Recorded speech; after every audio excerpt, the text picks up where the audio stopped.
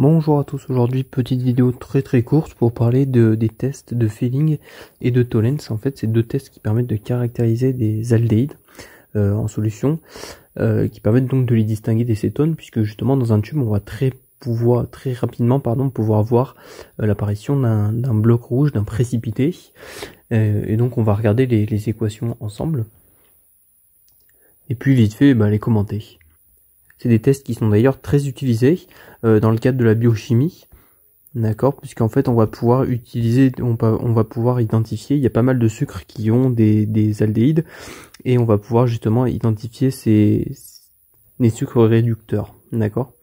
Donc dans un premier temps, le test de Fehling, par exemple, si je prends un aldéhyde quelconque, qui se termine de cette manière, un aldéhyde est assez réactif, et donc en présence d'ion cuivre 2, donc j'ai mis Cu2+, c'est l'équivalent de Cu2, en fait il est au degré d'oxydation 2, d'accord.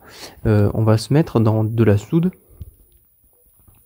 et du tartrate. Donc le tartrate c'est dans la flotte, parce qu'en fait dites-vous que si on n'avait pas la tartrate, eh bien avec du NaOH dans l'eau, on aurait très probablement la formation d'un hydroxyde CuOH2, et ça précipite. Et pour laisser nos ions cuivre en solution, on va mettre du tartrate, puisque le tartrate va fournir des protons et donc va ajuster le pH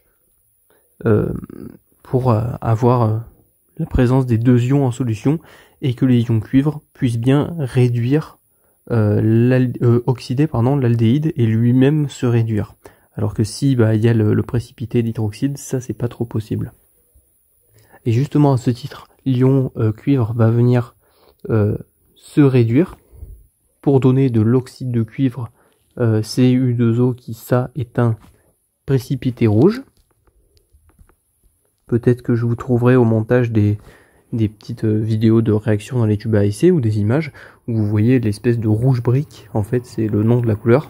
Et puis ça donne en sous-produit bien l'acide correspondant, l'acide carboxylique, ok, qui lui c'est oxydé. Donc là on a une réduction et là une oxydation. Attention, c'est des réactions qui ne marchent absolument pas avec des cétones.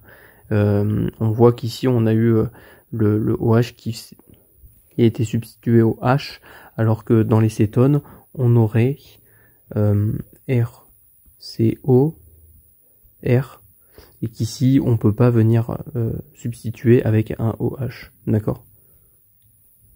Le test de Tollens, lui, eh bien il se fait avec des ions argent et non des ions cuivre.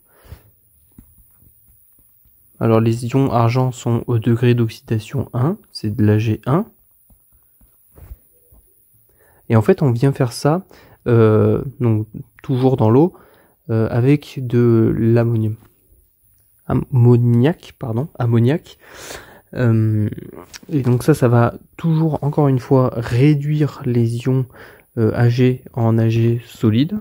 Donc ça va former un précipité blanc, ou du moins un précipité blanc translucide, on va dire.